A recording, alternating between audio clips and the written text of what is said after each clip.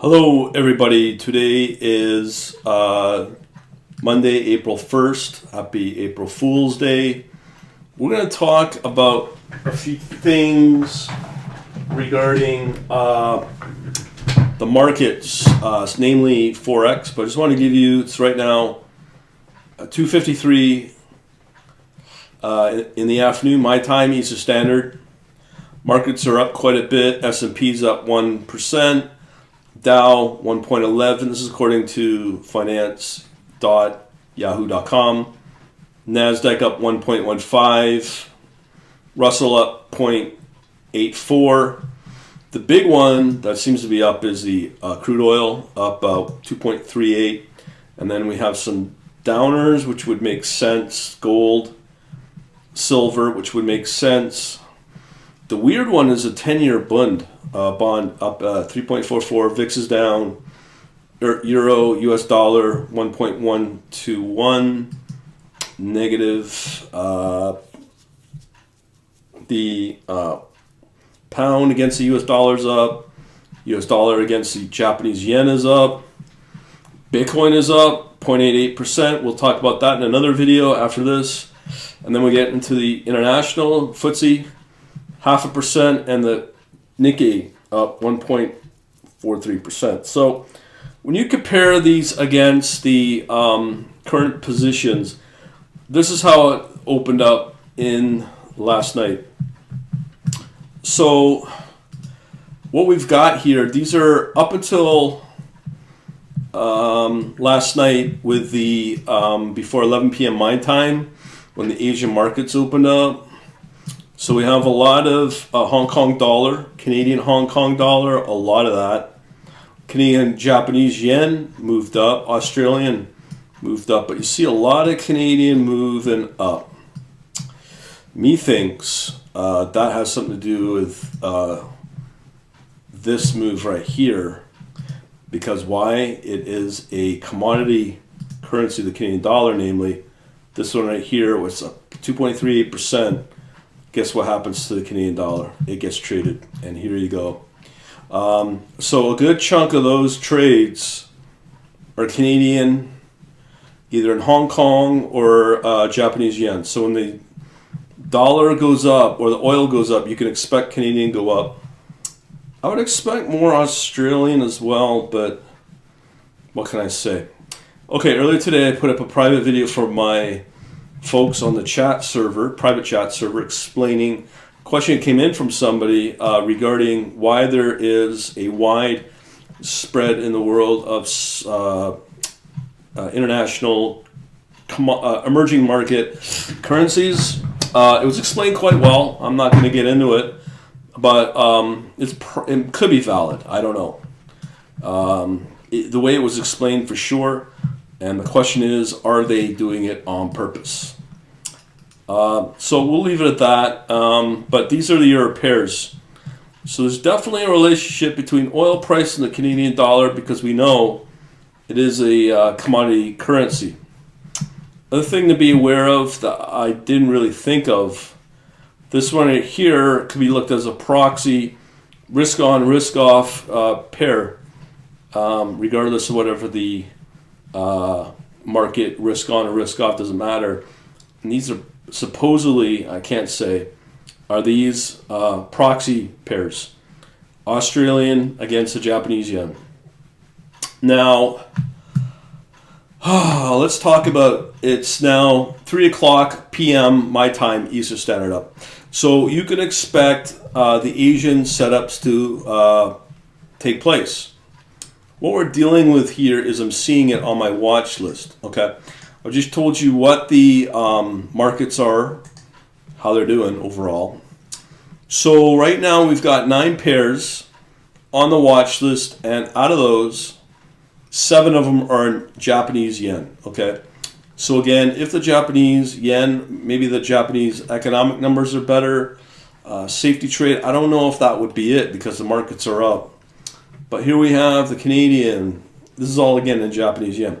Canadian, Rand, US dollar, Singapore, Australian, Hong Kong, and the Turkish lira against Japanese yen all on the watch list. Now, from what I'm seeing, the rand against the Japanese yen has the highest move value, highest momentum right now, and the Turkish against the Japanese yen.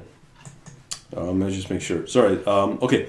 And the other two that are moving that we've been tracking is against the Hungarian. Now that is the US dollar and euro. Again, another interesting pattern. I don't know how to explain it. So let's talk about what was traded today. So I've downloaded right here all the Excel spreadsheets that my system generates. You can get some of these files through the Quant Analytics every hour. It gets updated. The two right here, let me just make this. So we have two Excel files. One called Remove Negative FX. I've talked about watching your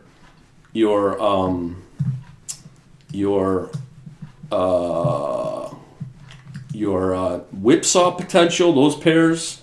And then we also have one for CFD. So I'm kind of playing around with CFD, even though I don't talk about it. But let's see what we got. So let's talk about what has been whipsawing pretty good over the last, let's say, I believe 6 hours. So I'm going to load up that Excel. And let's see here. Come on. Oh, it's one of those blank files. Okay, so I'm going to ignore these blank ones at 5K. Okay, so these are the P&L at 152 today. So that is what, just 2 hours or so? Okay, let's pull out that. Okay, so this is the P&L since last night, the ones I've shown you, namely in order, I believe. Well, I can easily take care of that, so just sort it by column C, I believe. Okay, let's do that. All right, so this is now in order starting here. So midnight comes. The first trade that takes place is the Australian Japanese yen. 3 a.m. We got 3 of these exactly at 3 a.m. Now, what you'll notice here, it rarely is taking British pound. It's been like that for the last, since I've been tracking it, maybe 10 days, let's say. Very rarely will you see the British pound in there. From what I hear on Bloomberg as usual, traders aren't taking British pound because they don't know the clarity of which way the UK Parliament will go on Brexit. So nobody's touching it. So that's the reason why you don't see it, which would make sense. Turkey had an election, I believe. I haven't been updated on the news yet, but there may be some impact on the Turkish lira. But when you look at it, just from the last week, how many pairs do we have that are involving the Turkish lira? None. None. That is bizarre. So there's not one trade, or I should say profitable trade, that has taken the lira. Now, from what I understand, the lira has tanked.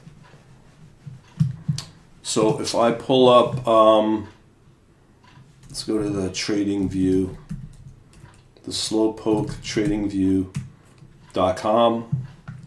Let's see, US dollar against the Tri right here, Olanda as usual.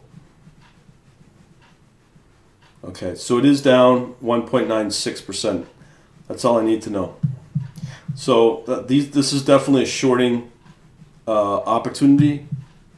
Here's the daily. Yeah, it's lost quite a bit. So that would have been easily a shorting opportunity. But as you know, we're not setting up our trades yet for shorting. Let's see what else we have here. So we still have quite a bit of Canadian dollar in there. Not so much as I showed you prior to midnight. This trade's the interesting one. A lot of Japanese yen. Maybe there's some Japanese news, or maybe it's a safety trade. Well, it's not a safety trade when the markets are going up.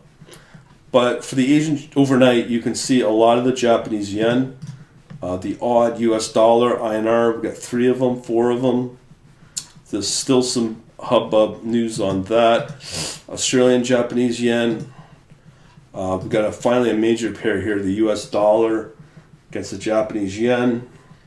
A lot of yen. But one thing I need to always highlight here, I call them combo trades. I don't know if these are the same idea, but you can see here at the exact same time, these 3 pairs were traded, and we did have the opportunity to get some P&L on these 3 trades. Now, if I did some leverage there, I would have done okay. Let's see if there's any more.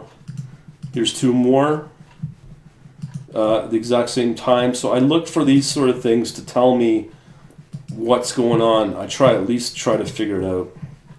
Usually it's hard to do. But there's the odd ones. There's this USD INR, the rupee, the Indian rupee, the US JPY, and the Hong Kong dollar. And then, so this goes on for 3 a.m. till about good chunk of trades went on between 2:55 and 3:43 a.m. So it's about 40 minutes. 4:21. So there's very little trading except for India at 4:21 my time. Picks up a little bit at 5 a.m. So again, these are the trends that we're looking for. Doesn't say a lot. 6 a.m. picks up a little more. That's so random. It's very hard to say. We got another British pound and Japanese yen. A lot against the Japanese yen this time around. And again, the INR. So last week we saw the US dollar against the Thai baht being traded. Not here. Let's see. But I do find it quite interesting where the trades pretty well dry up around 8 a.m. and very little set of trades between 8 a.m. till 12:43 p.m. So that's a big takeaway right there, is that all your trading activity is definitely overnight, namely around the Asian markets. Sometimes it will be seen quite a bit with the Thai baht. Definitely, as you can see here, the Japanese yen. The rupee is still fairly active. And then all of this takes place from 3 a.m. till, quarter, like a bulk of the trades. So out of the 47 trades, what we're dealing with, actually more than that, 52 to, what are we going to, till about, let's say 7 p.m. We have, only 14 positions are traded between 7 a.m. and 12:43 p.m. So it's pretty well kind of dead. There's a few trading opportunities here around 3 o'clock. So even if you were to cut it off at 8 a.m., so let's say from 3 a.m. my time, Eastern Standard, New York time, from 52 till about, so only 6 positions out of 52 were profitable. Or sorry, out of 52 positions, or let's say 51, only 6 were traded after 9 a.m. So I find that quite interesting. And you can see also the bulk of them, even towards 12 noon today, bulk of them are still in Japanese yen. We're talking Singapore, Hong Kong, quite a few, US, and Australian since 9 a.m. Those are the ones that are traded. So I find it quite unusual where the Eastern markets aren't traded like they were last week, namely the Eastern European, like the HUF, Hungarian, and what was the Czech. They're not being traded this week. Also, the Asian markets, mostly last night. And then, well, there's nothing traded at all in the US dollar, nothing traded in the euro. That's over the last 10 days that we're talking profitable positions. So I do find that quite odd. I will right now just say it probably, from what I understand, it's for the British pound, it's the clarity of the UK government, and the other one to take away in this, why US or the euro is not traded. Looks like it's just due to credit worthiness. But meanwhile, the bulk of the traders are trading them, as I stated in a private video earlier today. But are they making money? The ones you're looking at are the profitable ones that my system takes based on volume and momentum. So these are the only ones that will make you money if you follow those patterns. I find that very, very, very interesting. Anyways, enough blabbing there. Let's see what else we can find. We can look at the statistics of this. We have various ways to do that. We have ways. So what kind of stat? I haven't looked at this in a while, but these stats can be somewhat important. So I can look at the markets against all, I think it's 64 of these positions. Pairs. So how many we got? Wow, more than that. No, it can't be that many. No. So what it says here, I've got 289 minus the column header. Pairs hold on. Looks like that is including, yeah, so that is including the CFDs, that's why. Okay, why don't we do this? I'm going to keep everything in the same file, see what works and what doesn't work. Okay, so you can see here we have the mean on the hourly and the 5 minute. We also have here a statistical analysis on the number that will give you positive returns. Let's just see here. Number of positive returns for both the hourly, 15 minute, 5 minute. And we can also do the same analysis on the minute, daily. I think that would be monthly, daily, hourly. So the standard deviation is another way of saying volatility. Also, we have the 15 minute and the 5 minute. So we can see which ones are volatile based upon what. First thing we should look at is the slope. If we have it. Positive returns. Well, I guess we can look at the positive returns to see which ones give you positive returns. Okay. Now, I believe this is for the last 1,000 data points, but let's check out number of positive. What are we looking for here? Positive returns on an hourly basis. Okay, so that is column M. People make fun of me and my Excel capabilities, and I cannot disagree with them. I am the funniest Excel user you'll ever probably find, as if I'm an expert. I could do the same thing in Excel or in Python, but I'm a lazy person, I guess. So what are we looking at? So right here, oddly enough, here you go, British pound against the rand. The ones with the most positive returns on an hourly basis, the pound against the rand, Australian against the Canadian, Australian against the US, New Zealand against the Japanese yen. And we'll just do the top 5, Australian against the Hong Kong dollar. So that would mean that these ones will give you higher probability of profit on an hourly basis. Okay, so that is on an hourly basis.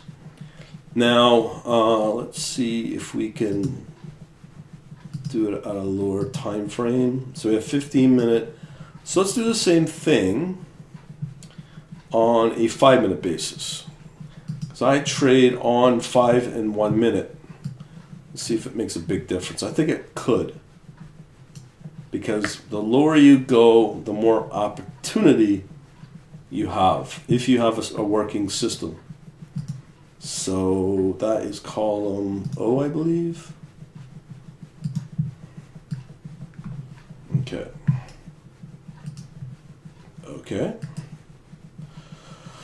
Okay, so here we go. Totally. Now we have the British. This is in order. I'll do the £5. British pound. So the British pounds there again with the Swiss franc, Canadian against the Japanese yen, Singapore against the Japanese yen, Australian against the franc, and the U.S. against the Japanese yen. So I don't think we can take anything out of that. You know, during Brexit, when the positive news came out, that would make sense. These two, I don't know. No correlation there. Well, on the other hand, I've not been watching the news here. But let's do volatility on the standard deviation. So we're speaking of, let's do the hourly, column S first, on which is the more volatile. Column S, descending. So the higher it is, the more volatile it is. So there you go. That's on an hourly basis. So here we go. This is starting to make sense a little more from what I'm seeing. So the most volatile is the US dollar against the Hungarian. That would make sense because I've seen a lot of those trades over the last 10 days. So my system is taking advantage of that volatility because at certain points, I'm going to say just for now, randomly, the spread will tighten. And if that volatility and that momentum is moving your way, positive, you can take those trades. And again, we're not shorting yet, but I'm sure if the spread is tight enough, we can also do it on the shorting side, like with the British pound. The euro, Turkish lira, I'm not seeing a lot of, but I will say that would make sense. Now this one, these two, this one's interesting. The franc against the Hong Kong dollar, and I always thought, I'll say this, anything involving the Swiss franc, I've not seen a lot of trades on. They're really unpredictable. The euro against the franc is another one of those. So maybe these are not tradable somehow, but I'll measure that over the next few weeks, unless something positive comes out of Switzerland or something frantic comes out of Switzerland news-wise. And then we have the U.S. Turkish lira as the fifth. So I've seen a few of these trades. Again, that volatility can work in your favor.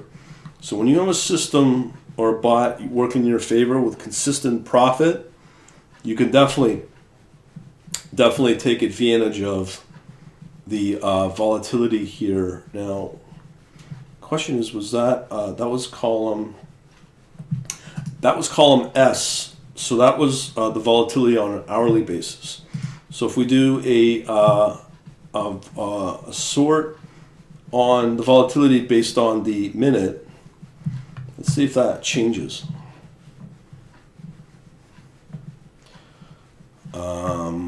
Shall we? The means a useless stat because it's not relative to everything else, but these can be. So we want to sort on U, column U that is, for the 5-minute volatility standard deviation. So let's go to the bottom first. See which ones are the least volatile. See if they are traded at all. So So we're going to the bottom. So these are the least or the most stable in terms of. This is interesting. Glad I did this step. Here, these are the most or least volatile. Canadian against the franc, that makes sense. Euro against the Australian dollar, I've not seen a lot of those trades.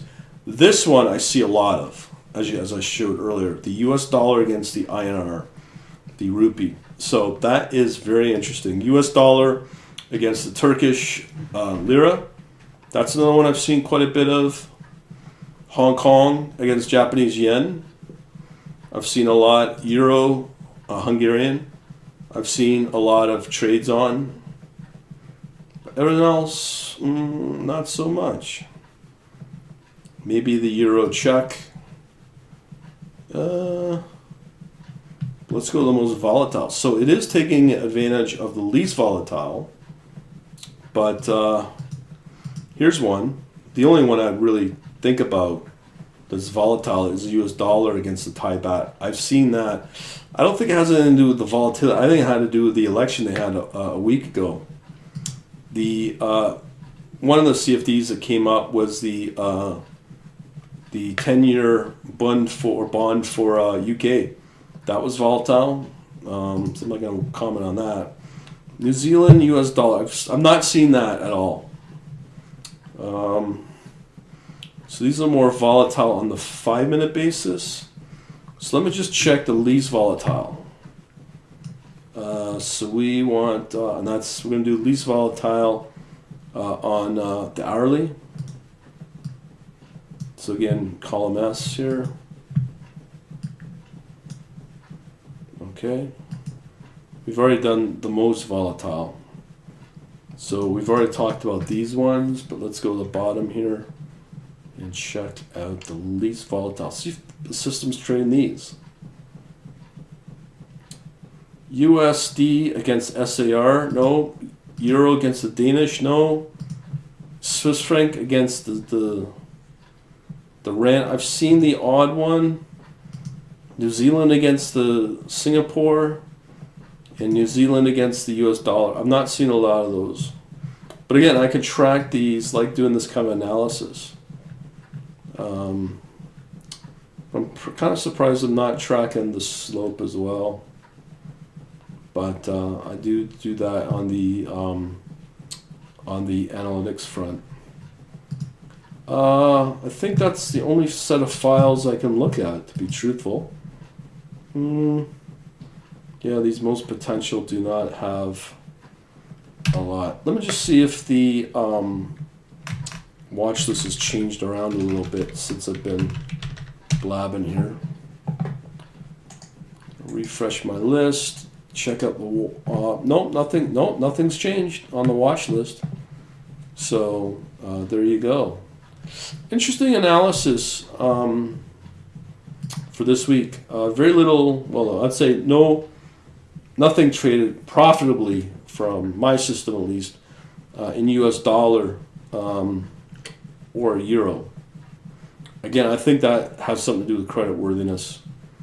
But I've shown you all the profitable trades so far. It's all Asia, namely Japanese yen.